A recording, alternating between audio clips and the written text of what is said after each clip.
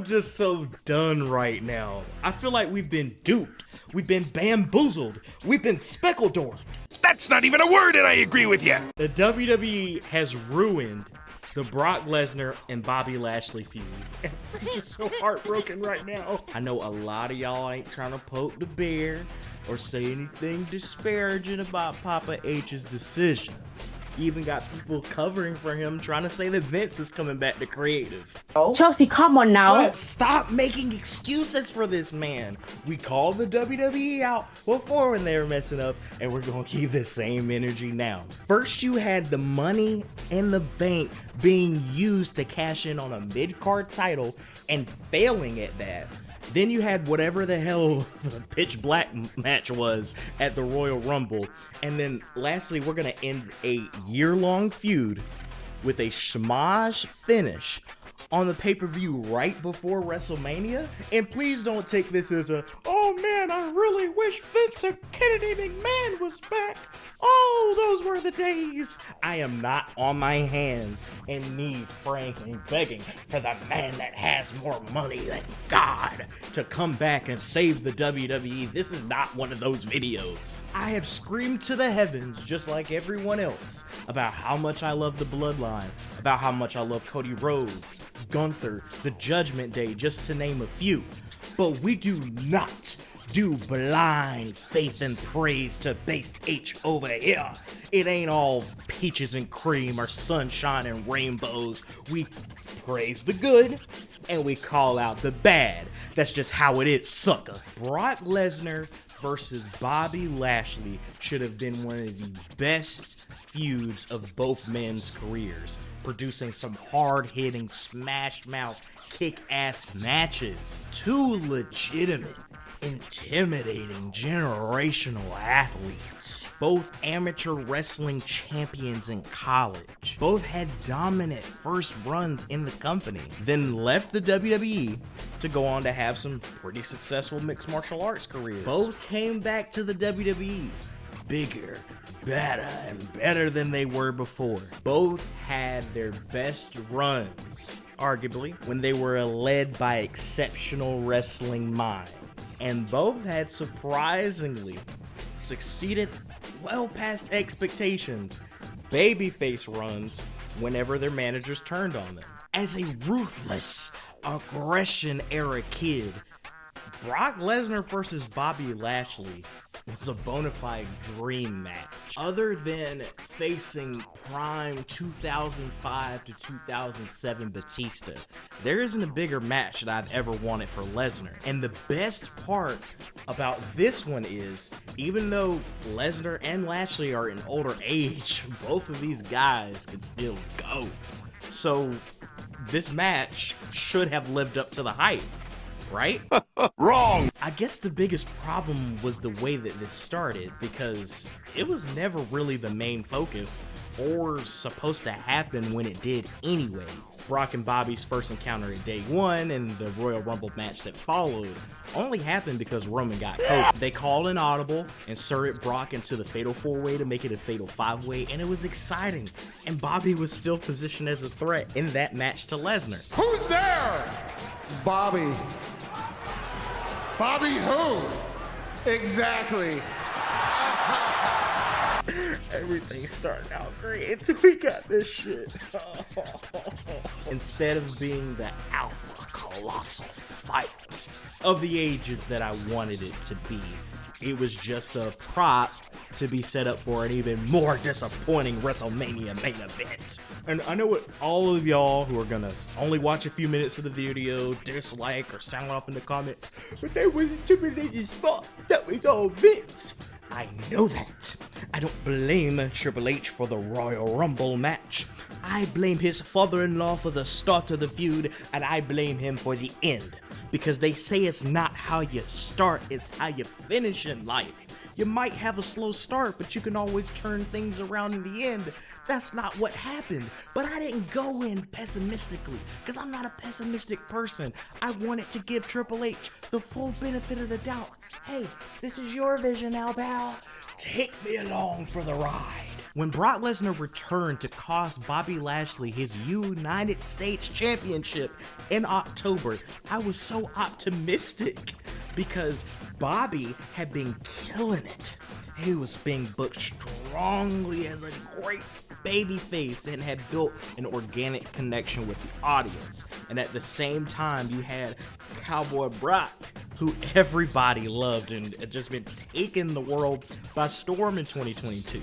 So you had what I really wanted from the beginning, which was two alpha dominant baby faces trying to determine who is the best and not standing down from either or. His ego and saying pride, who is the best, Kakarot? I was shocked because Lashley turned the tables and manhandled Lesnar at Crown Jewel. And only by the little skin of his teeth, by the hair on his chinny chin, Brock pulled a Bret Hart and edged out that win. Lashley was understandably pissed and went on a rampage attacking him after the match. He desperately needed that win because the story beat has always been Brock Lesnar mocking Bobby Lashley, playing him down, little broing him. It's a forced imposter syndrome. No matter how good he is, no matter what he's accomplished, he can't beat Brock Lesnar, and that torments him. And that's honestly a really good story. As a result of the frustration of losing to Brock Lesnar, Lashley couldn't take it. He got more vicious, relentless, and he tried everything he could to regain his United States Championship. But this is kind of where they lost me in the mix here, because word on the dirt streets was that Bobby was turning heel, but did he ever really turn heel? Even now to this day, he has not turned on the fans. He still slaps their hands. He still does the Bobby Lashley. Bobby would go on to main event the 30th anniversary of Monday Night Raw against Austin Theory for the United States Championship. And in an event that nobody was surprised by, Brock would once again interfere his match, this time costing him from regaining his United States title. Fast forward to that Saturday, and it was time for Lashley to get his get back at the Royal Rumble by making one of the best eliminations of the entire night.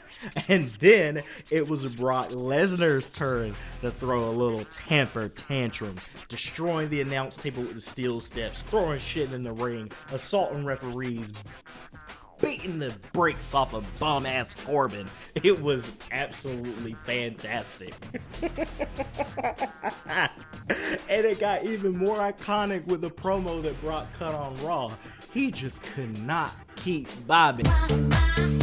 Brock is a guy who hates losing, and he cannot stand anyone else being on his level.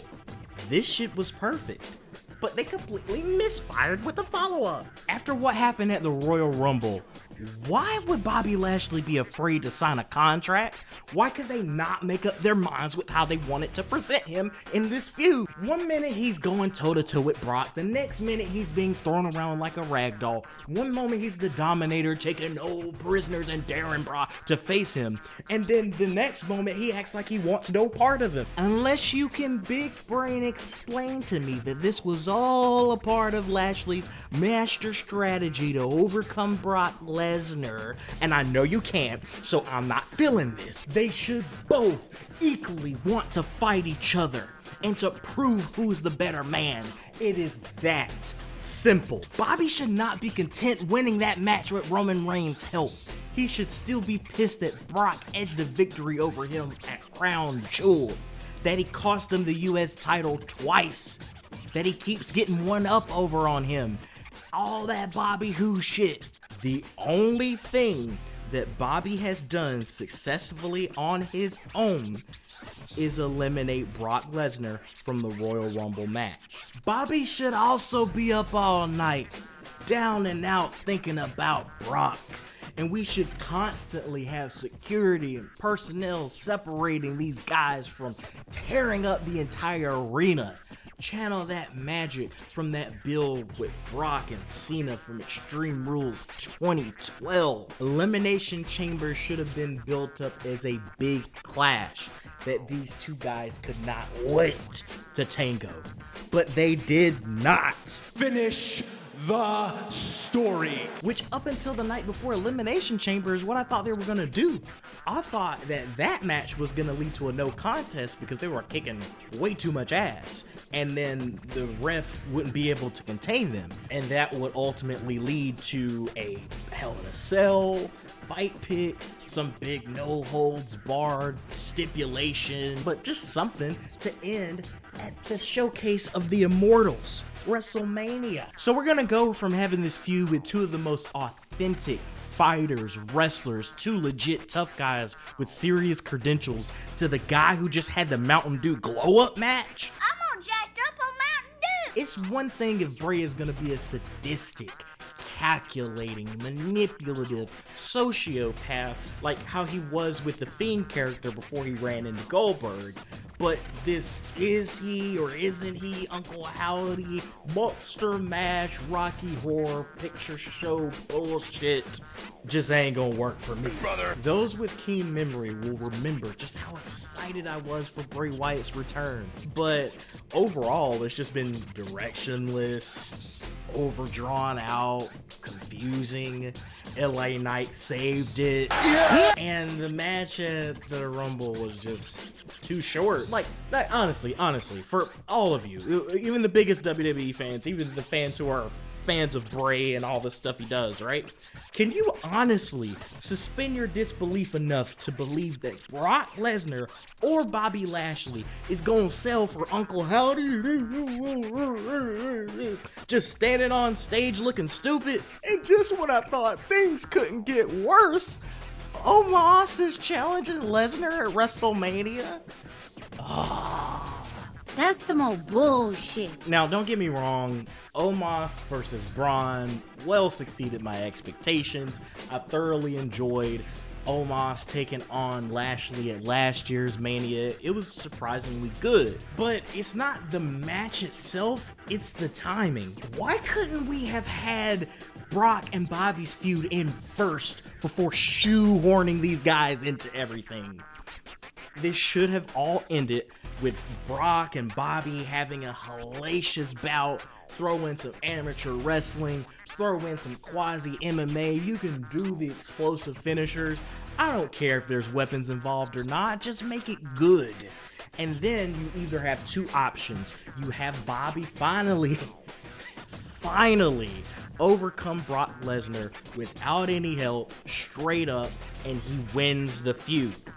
Or you have Brock win, but have Brock barely get one out on Bobby. At the end of it, you have Brock gain respect for Bobby for taking him to the limit. He eliminates the Bobby Who shit. He acknowledges him as Bobby Lashley.